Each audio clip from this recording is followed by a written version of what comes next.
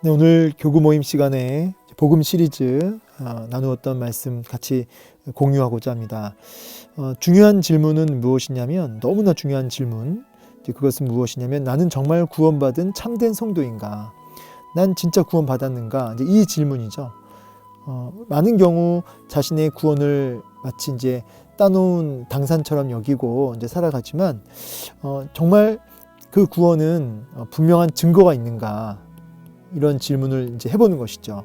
왜냐하면 그 구원은 이제 영원한 지옥이냐, 영원한 천국이냐를 결정하기 때문에 그렇습니다. 오늘날 한국 교회의 어려움은 교회 밖이 아니라 교회 안에 있다. 제가 말씀드린 적 있죠. 이제 교회 밖에 뭐 이제 이단도 있고 여러 타종교도 있습니다. 이제 물론 이제 이단들이 주는 해악들이 있죠. 그러나 사실 교회 안에 진짜 우리 교회를 고통스럽게 하는 것은 교회 안에 거듭나지 않은 이제 중직자들인 것이죠. 거기에는 이제 목회자도 빼놓을 수 없는 것입니다. 이제 중요한 것은 교회 밖이 아니라 교회 안에 거듭나지 않은 중직자들 때문에 교회가 고통한다라고 했을 때 나는 예외냐 이 말이에요. 나는 예외이냐. 돌아볼 필요가 있다는 것이죠. 우리는 자신의 구원을 이제 확신하기 전에 확인해야 된다는 것입니다. 확신은 확인을 통해서 생기는 것이지 막연하게 어떤 감이나 느낌이 아니라는 것입니다. 그래서 우리가 확신을 가지기 위해서 확인해야 되는데 그 사이에 뭐가 있어야 되냐면 이제 의심인 것이죠. 그러니까 여기서 말하는 의심은 어떤 나쁜 의심이 아닙니다. 부정적 의심이 아니라 우리가 확신으로 나아가기 위한 그래서 확인하기 위한 의심인 것이죠. 이 의심은 이제 어디로 연결되냐면 이제 성경적 증거를 이제 가지고 있을 때 이제 확인되는 것입니다. 자, 그래서 막연한 느낌이나 감정적 확신만으로는 안 된다. 영원한 천국이냐 지옥이냐 이것이 결정되는 사안이기 때문에 그렇죠. 여러분, 제가 여기 예를 들었는데 이 땅에서도 우리가 집을 이사할 때도 막연하게 저 큰 집은 내 집이야 라고 막 우기면 그분은 좀 병원을 가셔야 되죠. 분명한 서류가 있어야 됩니다. 저 좋은 집이 아무리 좋아 보여도요, 우겨서 되는 게 아니고 느낌으로 되는 것이 아니고 막연하게 그냥 믿습니다 해서 되는 것이 아니라 객관적인 증빙 서류가 있으면 가는 것이에요. 이처럼 하나님 나라 천국으로도 우리가 이제 이사를 가게 될 때도 막연하게 어떤 확신을 믿습니다 막 세게 막 믿습니다 해서 가는 게 아니라 분명한 확인을 하고 분명한 성경적 증거를 손에 들고 그렇게 믿음으로 나아갈 수 있는 것입니다. 여기 제가 이민을 갈 때도 철저하게 이민 가기 전에 이 땅에서 이루어진다. 이게 무슨 말이냐면 우리가 미국으로 이민을 간다고 했을 때도요, 그 모든 것을 확인하고 절차를 밟는 것은 이제 한국에서 이루어지는 것이죠. 하나님 나라로 우리가 이민 갈 때도, 이 땅에서 하나님 나라로 나아갈 때도 이 땅에서 아직 우리가 호흡하고 아직 우리가 이 땅에 살아 있을 때, 이 기회가 있을 때 이 땅에서 하나님 나라 가기 전에 이 땅에서 우리가 그 구원을 받고 하나님 나라를 받는 것이죠. 그래서 이 땅에서 확인하셔야 됩니다. 천국 가봐야 알지, 이따 죽어봐야 알지, 어떻게 너가 확신하느냐, 이런 식으로 이제 말을 하는 경우가 있는데, 성경은 그렇게 얘기하고 있지 않죠. 이 땅에서 확인을 해야 되는 겁니다. 여러분 천국 가봐야 한다, 우리가 죽어봐야 한다, 그것이 아니라 성경에서 이 땅에서 하나님의 나라를 분명하게 받아야 눈 감고 우리 호흡이 끊어질 때도 분명히 하나님 나라로 갈 수 있습니다. 하나님 나라, 이것은 이 땅에서 이루어지는 것입니다. 이 땅에서 하나님 나라, 하나님의 통치라고 해야 될까요? 하나님의 통치와 하나님의 다스림을 경험한, 그래서 분명한 어떤 확신과 확인이 되어진 이 땅에서 하나님 나라를 경험하고 산 사람만이 우리가 죽어서 영원한 하나님 나라로 가게 되는 것이죠. 그러므로 하나님 나라는 가봐야 한다가 아니라 이 땅에서 먼저 확인되는 것입니다. 그러면 성경적 증거를 이 땅에서 어떻게 우리가 그러면 증빙 서류라고 해야 될까요? 그건 어떻게 있습니까? 그건 무엇입니까? 라고 물어봤을 때 그것은 이제 구원론, 우리 신학 안에 구원론이라고 있는데, 특별히 구원론 안에 구원의 서정이라는 것이 있습니다. 이 구원의 서정이라고 하는 것은 구원의 8단계, 9단계라고도 하는데 시간적 순서가 아니라 논리적 순서로 한 사람이 구원받을 때에 일어나는 일련의 과정을 이렇게 조직적으로 이렇게 정리를 해 놓은 겁니다. 그래서 이 8단계, 요 단계를 통해서 우리는 나의 구원, 나의 믿음이 진짜인지, 아니면 성경적 증거가 분명히 있는 진짜인지 아니면 가짜인지를 여기서 이제 확인하는 것이죠. 이제 증거를 여기서 발견하는 것입니다. 자, 볼까요? 먼저 첫 번째 부르심, 소명이라고도 하고, 중생, 그 다음에 회심, 그 다음에 칭의, 양자, 성화, 견인, 영화 이렇게 되어 있습니다. 부르심, 소명이라고 하는데 하나님 먼저 불러주시는 거죠. 불러주시는 조건이 뭐냐? 불러주시는 조건은 없습니다. 뭐 예지 예정, 하나님이 예지 알고 또 정하시는데 거기에는 어떤 사람 쪽에 어떤 자격이나 그 사람의 어떤 조건이나 받을 만한 어떤 상태 이런 거를 아시고 정하신 것이 아니라 그냥 일방적으로 하나님이 주권적으로 그렇게 택정하신 겁니다. 여기에는 철저한 하나님의 절대 주권이 있는 것이죠. 어떤 자격이나 실력이 여기는 전혀 없습니다. 그래서 하나님이 일방적으로 부르신 거예요. 왜 부르셨는가? 그거는 모릅니다. 왜 부르셨는지, 나를 왜 부르셨는지, 나 같은 자를 왜 부르셨는지를 모르는 전적인 하나님의 그 일방적, 불가항력적 은혜로 우리를 부르신 것이죠. 자, 불렀다. 불러주시니까 중생한 거죠. 거듭났다. 예, 우리가 이 거듭났다, 다시 태어났다. 이 중생이라고 하는 것은 불러주셨기 때문에 일어난 겁니다. 그러니까 우리가 회개와 믿음을 우리가 믿어서 중생했다 이런 표현보다는 불러주셨기 때문에 중생했다 이렇게 말하는 게 맞겠죠. 그러니까 전적인 은혜로 불러주셨기 때문에 우리가 중생했고요. 중생한 자에게 나타나는 그 논리적 다음 순서가 회심이에요. 그래서 회개가 터지고 막 믿음이 일어나는 것은 불러주셨기 때문에 그가 거듭나져서 나타나는 열매라고 볼 수 있겠습니다. 그리고 이렇게 회심한 인생, 회개와 믿음이 막 일어난 인생에게는 법정 용어로 칭의, 의롭다고 칭해 주시는 겁니다. 칭의, 의롭다, 칭해 주시는 거죠. 의롭다고 칭해 주시는 하나님 나라에서 법정에서 땅땅땅 하나님이 선포하시고 이제 확인 도장이 딱 이렇게 떨어지는 것입니다. 하지만 성도인 우리는 하나님이 칭의했다는 게 뭐 이렇게 느껴지거나 뭐 이렇게 우리가 뭐 알 수 있는 건 아니에요. 하나님이 날 칭의 의롭다고 불러주셨다 이렇게 믿는 거지 막 그게 느껴지진 않습니다. 근데 이제 이 칭의 의롭다고 선포하시고 나서 우리가 양자가 되잖아요. 양자는 하나님이 이제 자녀 삼아 주셨고 우리가 하나님의 자녀로 들어간 건데 이제 이때부터 이제 하나님을 향해서 아버지라고 고백하게 되는 거죠. 아버지라고 하는 고백, 하나님과의 관계, 하나님을 아버지라 부르는, 아버지라 고백하는 그런 깊은 사랑의 관계가 세워집니다. 양자 때부터. 물론 이제 뭐 회개와 믿음 다 이제 이때도 그런 것이 있는데 이 양자 때 아버지로 고백하며 그 마음에 하나님을 향한 사랑이 더 커지는 것이죠. 그리고 이것이 계속 점진적으로 또 단계적으로 계속해서 하나님을 뜨겁게 사랑하게 되는 이제 그것이 성화라고 할 수 있습니다. 뭐 물론 이제 성화를 예수님을 점진적으로 닮아간다. 예수님의 성품을 닮아간다. 주님을 닮아간다. 뭐 이런 의미로 성화를 얘기할 수 있는데 약간 그 핵심은 뭐냐면 내 구주 예수를 더욱 사랑해요. 주님을 더 열렬히 사랑하게 된다. 열렬히. 옛날에는 이제 죄악을 열렬히 사랑했다면 이제 죄악을 미워하고 하나님 기뻐하지 않는 죄를 혐오하고 싫어합니다. 참 이게 놀라워요. 옛날엔 죄가 너무 좋았고 그 죄를 짓기 위해서는 막 많은 에너지와 물질과 시간을 막 투자했어요. 그거 막 중독, 벗어나질 못해요. 막 거기에 매여 있습니다. 거기에 돈을 투자합니다. 시간을 투자합니다. 그런데 어느 순간 우리가 거듭난 자에게 나타난 놀라운 이러한 회개와 칭의와 양자와 성화의 이런 과정 속에서 이 죄가 혐오스러워집니다. 그러면서 이제 깊은 죄를 미워하는 마음이 생기고 그러면 동시에 하나님을 열렬히 사랑하게 되는, 그래서 하나님을 더욱더 사랑하게 되는 그 마음이 이렇게 커져가는 이제 이 부분이 이제 성화라고 할 수 있습니다. 이제 이런 사이에 나도 모르게 주님 성품을 닮아가게 되는 것이죠. 그러니까 여러분 중요한 게 정답이기 때문에 말씀에 순종한다. 참 순종이라는 게 참 중요하잖아요. 예수 믿는 사람들에게 이 순종, 이거 순종만큼 중요한 게 없는데요.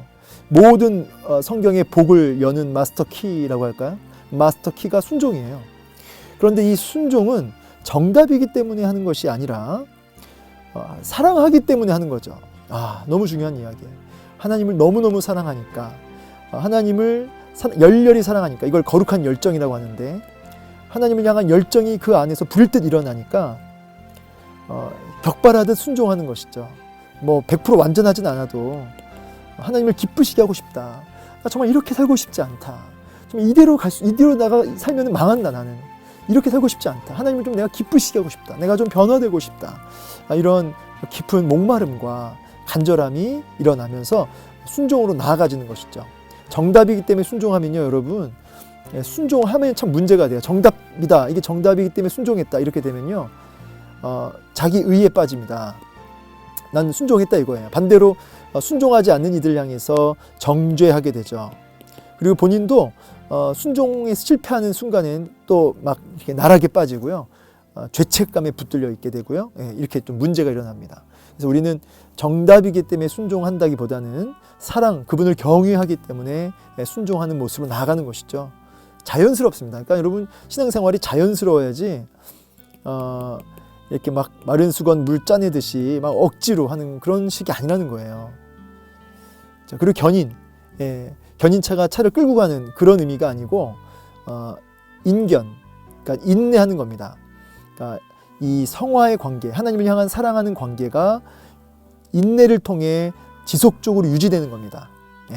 지속적으로 유지되면서 인내하며 견디며 버티며 그렇게 지속적으로 하나님을 사랑하게 되는 이제 그런 견인의 과정을 거쳐 영화, 하나님 나라에 이르게 되는 것이죠. 완전 성화라고 할 수 있겠네요. 영화. 자, 이러한 일련의 과정을 통해서 나는 정말 구원받았는가를 이제 여기서 이제 확인하고 체킹하게 되는 거죠. 그래서 이제 하나씩 깊이 이제 다루긴 했는데, 이제 교구 모임 때는 이제 이걸 단계적으로 나눠서 했죠. 이렇게 끊어서 했습니다. 회심까지 했던 걸로 기억하는데요. 앞부분을 이제 간단하게 복습을 했습니다. 그래서 이제 부르심, 외적 부르심이 있고 내적 부르심이 있다. 내적 부르심은 다른 말로 유효적 부르심이다. 말은 이제 교리적인 언어라서 좀 이렇게 익숙치 않으신데요. 외적 부르심이라고 하는 것은 뭐냐면 전도자가 이제 설교자가 말씀을 선포합니다. 그걸 이제 외적 부르심이라고 합니다. 하나님이 말씀이 선포돼요. 그러니까 그렇게 선포되는 하나님의 말씀에 이제 외적으로 불러주시는 거죠. 거기에는 이제 많은 사람들이 다 그 외적 부르심에 노출되어 있어요. 설교자가 설교합니다. 교회 안에서 설교합니다. 근데 거기 안에는 구원받은 사람과 구원받지 못한 사람이 있겠죠. 자, 중요한 말씀인데요. 사도행전 2장 37절 말씀. 그들이 이 말을 듣고 마음에 찔려 베드로와 다른 사도들에게 물어 이르되 형제들아 우리가 어찌할꼬 하거늘. 말씀이 선포되니까, 외적 부르심이 딱 이제 선포되니까 그 부르심에 어떻게 반응하냐면 어찌할꼬, 막 탄식하며 막 가슴 아파합니다. 슬퍼합니다. 애통해합니다. 탄식합니다. 근데 똑같이 말씀을 이제 듣는데 외적 부르심 앞에 사도행전 7장 54절 가면 그들이 이 말을 듣고 마음에 찔려 그를 향하여 이를 갈거늘, 말씀을 듣는데 그 말씀 앞에 찔리긴 똑같이 찔렸어요. 그런데 한 사람은 어찌할꼬 했는데 한 부류는 어떻게 돼요? 다른 부류는 이를 갑니다. 이처럼 유효적 부르심, 그러니까 내적 부르심을 입은 사람들, 정말 거듭난 사람의 특징은 외적인 하나님의 말씀의 그 부름 앞에 내적 그 마음에서 그 하나님이 그 강권적으로 부르시는, 유효하다라고 하죠. 유효적 부르심. 그 마음을 강권적으로 그 마음을 돌이키게 하시는 그런 내적 부르심이 있는 거죠. 그래서 내적 부르심 받은 사람이 이제 중생하는 거예요. 그러니까 똑같은 말씀을 들어도 거기에 어떻게 반응하냐를 보면 되는 거예요. 그 반응하는 것을 보면 그 사람이 중생한 자인지 아닌지를 거기서 이렇게 우리가 분별할 수 있는 시금석이 되는 겁니다. 그래서 어찌할꼬, 이런 말씀 들을 때마다 정말 그 말씀이 내 가슴에 꽂혀서 막 찔려가지고 어찌할꼬 하면서 회개로 나아가십니까? 아니면 막 일을 가면서 나 표적 설교했다고 하면서 때로는 막 그 말씀이 불편하고 말씀 막 밀어내고 말씀 시간에 계속 잠만 자고 막 이렇다면 우리의 구원은 점검해 볼 필요가 있죠. 말씀 앞에 정말 내 가슴에 그 말씀이 꽂히고 그 앞에 돌이키는 반응을 어찌할꼬 하는 화로다 나여 망하게 되었도다. 오호라 나는 공고한 사람이로다. 이 사망의 몸에서 누가 나를 건져내랴. 이러한 말씀에 대한 반응이 일어나는 것이죠. 자신의 그 내면을 다 이렇게 들춰내는, 다 까발리는 그런 가운데 거기서 이렇게 탄식이 일어나는 회개로 반응하게 되는 것이죠. 그래서 이게 부르시면 거듭난 자에게, 내적 부르심을 입은 자에게 이 중생의 역사는 회개로 연결됩니다. 반드시.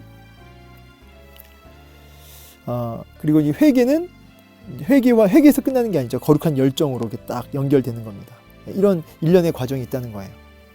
그래서 제가 이제 특별히 교구 모임 시간에 이제 회개를 좀 더 집중적으로 다뤘는데, 이 회개를 보면은 참 하나님 주신 선물이다. 이사야서 55장 7절에 말하면 악인은 그의 길을, 불의한 자는 그 생각을 버리고 여호와께로 돌아오라. 그리하면 그가 긍휼히 여기시리라. 우리 하나님께로 돌아오라. 그가 너그럽게 용서하시리라. 그러니까 이제 회개는 이제 돌아오는 겁니다. 돌이키는 거죠. 방향을 죄에서 멈춰서서 방향을 하나님께로 돌이키는 거예요. 돌이키는 건데 그 전에 반드시 뭐가 있냐면 버리고가 있어요. 버리고 돌아오는 거죠. 이 버리고 할 때 뭘 버리냐면 생각을 버리는 거죠. 그러니까 행동을 버리기 전에 마음을 버리는 거예요. 그래서 이 회개를 할 때 이 전인격적 회개라 그래요. 그러니까 이제 우리가 행동으로 돌이키는 것이 현상이지만 사실은 이게 표면적으로 나타났지만 이거를 회개라고 하지 않고 먼저 회개를 하려면 분별이 돼야 돼요. 이게 죄인지 죄가 아닌지 이런 게 분별이 돼야 돼요. 근데 이제 이게 죄를 져도 그게 죄인지를 모르고 그냥 이렇게 담대하게 죄를 짓는 거죠. 왜냐하면 많은 사람들이 다 그 죄를 짓고 사니까, 많은 사람들이 다 그렇게 사니까, 다 기도하지 않고 말씀 앞에 깨어있지 않고 다 음란하고 누구나 막 미디어에 중독되어 있고 다 그렇게 사니까 그게 큰 죄인지를 못 느끼는 거죠. 그러니까 이제 먼저는 죄에 대한 민감성, 죄에 대한 어떤 깊은 어떤 분별력, 민감성이 생겨요. 그러니까 죄에 대한 민감성이 없으면 회개는 이루어질 수 없습니다. 죄라고 못 느끼는데 어떻게 회개합니까? 그러니까 죄인지도 모르는데 어떻게 회개해요? 그러니까 그 죄의 심각성과 그 죄가 얼마나 더럽고 무서운지를 몰라요. 그러니까 그거에 대한 그 지적인 분별력이 없으면 회개가 안 되는데요. 이렇게 거듭난 자에게는 이런 죄에 대한 민감성과 분별력이 생깁니다. 그리고 이어지는 게 정서인데 이게 참 중요해요. 이게 뭐냐면 이제 슬픔입니다. 죄에 대한 혐오감, 죄에 대한 깊은 어떤 슬픔, 막 탄식, 이런. 그래서 예수를 제대로 믿으면 어떤 슬픔이 찾아온다는 거죠. 탄식과 자기 절망과 이런 게 있어요. 물론 사람이 이제 기질이 다르고 성품이 다릅니다. 다. 그러니까 막 어떤 막 강권적으로 어떤 특별한 날에 막 특별하게 막 탄식하고 회개하는 이런 경험을 하신 분도 있고, 그렇지 않더라도 이렇게 서서히 젖어들듯이 이런 과정을 거치는 경우들이 있습니다. 사람의 성향에 따라 달라요. 그런데 이제 믿음의 선배들의 글을 보거나 이렇게 일반적으로 보면은 이런 어떤 좀 이렇게 좀 기가 막힌 어떤 가슴을 치면서 마음을 찢으면서 이렇게 깊이 고통하는 모습들이 공통적으로 나타납니다. 뭐 사람마다 차이는 있겠지만, 그리고 이렇게 살 수 없다라고 하면서 의지적인 돌이킴이 일어나는 것이죠. 이 전인격적인 회개. 그래서 이제 제가 회개 시스템, 어떤 목사님이 이런 얘기를 하더라고요. 회개 시스템. 그래서 내 잘못을 뉘우치고 후회하고 심지어 눈물 흘리면서 회개하는데, 이건 제가 어떤 책에서 읽었어요. 회개하면 하나님께서 다 용서해 주신다. 제목이 이제 책 제목이 기억이 안 나는데, 어쨌든 이 책에 보면은 우리가 눈물 흘리면서 탄식하면서 회개하면 용서해 준다는 거죠. 이런 회개 시스템이 있기 때문에 다시 얼마든지 죄를 짓는다는 거죠. 회개 시스템. 죄를 지어도 얼마든지 우리가 용서를 구하면 하나님 용서해 주시니까. 그래서 제가 영화 그 밀양에 보니까 제가 밀양을 제대로 보진 않았지만 중간중간 봤지만 그 전도연이 이제 살인자를, 자기 자식 죽인 살인자를 찾아가잖아요. 그래서 간 이유가 뭐냐면 용서해 주겠다. 그런데 이제 살인자가 이미 그 감옥 안에서 하나님 믿고 용서받았다. 그러니까 이제 전도연이 용서하러 왔다가 이미 하나님이 자기 용서해줬다고 하면서 자유하고 평안하니까 전도연이 막 돌아버리죠. 하나님, 내가 용서 안 했는데 왜 하나님이 뭔데 먼저 용서했냐 막 이러면서 막 뒤집어진 내용이 나오죠. 그러니까 이제 이게 뭐냐면 회개 시스템을 굉장히 꼬집는 그런 거예요. 이제 사실은 우리가 이게 정도의 차이가 있는 거지만은 뭐 이 정도는 아니겠지만은 우리가 하나님 앞에서 회개해 놓고 잘못된 것을 막 쭉 열거하고 마음 다해서 막 눈물 흘리고 회개합니다. 용서해 주십시오 하고 나면 마치 이제 끝. 또 다시 그 죄를 짓고 이렇게 되는 것이죠. 여러분 정말 진정한 전인격적인 회개를 하게 되면요 돌이키는 게 있습니다. 돌이키는 게 있어요. 행동으로 돌이키고요, 마음에서부터 깊이 탄식하고요, 자기를 절망하고요. 그래서 마땅히 진짜 회개한 사람은 이런 경우, 이 영화를 예를 들자면 전도연 앞에 무릎 꿇게 되죠. 가슴 탄식하며 슬퍼하며 그렇게 정서적으로도 고통스러워하면서 의지적으로도 돌이키는 모습을 이제 보이는 거죠.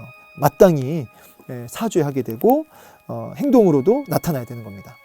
이런 것이 진정한 회개죠. 평양 대붕 운동 때 보면은 이런 회개 운동이 막 일어났는데 그때도 보면은 이런 지정의의 전인격적 회개가 일어났어요. 그래서 막 행동적으로도 구체적으로 아주 행동적으로 변화가 일어나고 사람들과의 관계가 회복되고 막 이런 일들이 있습니다.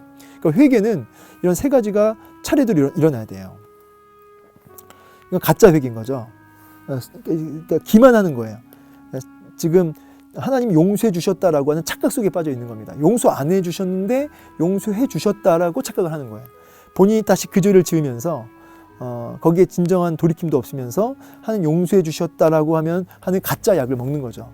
마치 그 사람은 폐암으로 지금 죽어가고 있는데 의사가 이 폐암이라고 얘기를 안 하고 감기약, 아주 센 감기약을 줬어요. 감기약을. 그러니까 이 사람은 그 감기약 먹고 밤에 잠을 잘 잔단 말이에요. 나는 살았다. 하지만 그 순간에도 그 사람은 그 암이 그를 이제 갉아먹고 있는 거죠. 지금 감기약을 처방해 주면서 용서해 주셨다고, 하나님 당신의 죄를 용서해 주셨다고 하면서 가짜 회개를 막 하면 이제 용서 받은 걸로, 치료 받은 걸로 아니거든요. 폐암이라고 얘기해야 되는 거예요. 얘기하고 진짜 근본적인 수술이 들어가야 되는 거죠. 이렇게 이제 그래서 회개는 그러니까 제가 얘기했어요. 죄를 지으면서도 회개하면 되는데 하면서 담대하게 죄를 짓게 되는 거죠. 우리가 말은 그렇게 안 해도. 그래서 우리가 이게 회개에 대한 무지함과 오해와 착각 때문에 우리가 참 두려울 수밖에 없는 거죠. 이런 회개를 이제 책에는 보니까 임의적 회개라, 인본주의적 회개를 가리키는 거죠. 임의적 회개, 인본주의적 회개. 사울 왕이 완전한 진멸을 사무엘 선지자로부터 명령받았는데 그렇게 안 하죠. 그래서 보면은 사울과 백성이 아각과 그의 양과 소의 가장 좋은 것 또는 기름진 것과 어린 양과 모든 좋은 것을 남기고 진멸하기를 즐겨 아니하고 가치 없고 하찮은 것은 진멸하니라. 그래서 완전히 진멸해야 되는데 진멸하지 않고 자기에게 좋은 것들은 남겨놓는. 그래서 여러분 이 회개라고 하는 것은 완전한 진멸이죠. 죄를 끊어내고 그렇게 철저하게 순종하고 회개에 합당한 열매를 맺어야 돼요. 그런데 이제 이렇게 자기가 좋은 것은 끝까지 붙들고 있는 이런 것은 이제 회개가 아닌 것이죠. 그래서 이제 회개란 것은 첫 번째 먼저 부르심을 받아 중생한 자들만 할 수 있는 거죠. 아까 우리 구원의 서정을 봐서 이제 우리가 얘기했지만 부르시고 중생하고 그 다음 회개죠. 그러니까 이 회개라고 하는 것은 거듭나지 않은 사람들은 할 수 없는 겁니다. 부르신 자는 회개할 수 없다. 그래서 이제 회개라는 것은 이제 언어적인 표현은 자신이 잘못한 일로부터 돌이켜 방향을 전환한다, 하나님께로 돌이킨다는 건데 이제 아까도 얘기했던 것처럼 지정의예요. 그래서 마음의 회개가 참 중요한 것이다. 그래서 깨닫고 슬퍼하고 결단, 어떤 인격과 습관의 변화까지 나타나는 것이 이제 회개의 의미라고 할 수 있습니다. 그래서 먼저는 이제 죄에 대한 분별력과 민감성과 심각성을 느끼는 것입니다. 그래서 오늘 본문에도 보면 먼저 생각을 버리고 여호와께로 돌아오라고 말씀하셨죠. 이것이 복음적 회개입니다. 그래서 인본주의적 임의적 회개와 복음적 회개가 있다는 것을 아셔야 됩니다. 그래서 특별히 그 바퀴벌레 같은 경우 얼마나 그 밤에 잘 때 바퀴벌레가 이렇게 딱 나타났어요. 그럼 여러분 그 바퀴벌레를 잡기까지는 잠을 못 이룰 때가 있죠. 그래서 바퀴벌레를 기어코 잡아서 바깥에 내다 버렸습니다. 그때 마음에 바퀴벌레를 어떻게든 이제 잡고 버려서 죽이고 나서 이제 잠을 잘 수 있듯이 죄를 이렇게 혐오해야 된다는 거죠. 토한 이물질을 담은 그릇처럼 여겨야 되는 겁니다. 그렇게 더럽게 혐오스럽게 여겨야 된다는 거예요. 근데 회개했다고 하면서 여전히 그 가운데 머물러 있는 것은 내가 좋아하는 것들은 여전히 붙들고 있는 것은 어쩌면 하나님께서 그를 용서하신 것이 아니다. 이렇게 얘기합니다. 그래서 반드시 회개에 합당한 열매, 좋은 열매를 맺어라 라고 얘기하는 것이죠. 그래서 우리가 죄를 쭉 나열하는 것으로 회개했다 이렇게 생각하지 마시고 죄에 대한 어떤 더러움과 또 혐오하는 마음, 그리고 그것을 단호하게 진멸하는, 끊어내는 이런 구체적인 열매가 있어질 때 그것이 전인격적 회개다라고 말씀드릴 수 있습니다. 오늘 이러한 주제를 가지고 이제 구원의 서정, 특별히 이제 회개 부분을 좀 구체적으로 다루었습니다. 이 말씀을 마음에 새기시고 참된 회개가 우리 안에 일어나서 정말 하나님 앞에 거룩한 성도로 살아가는 저 여러분 되기를 주의 이름으로 축원합니다. 감사합니다.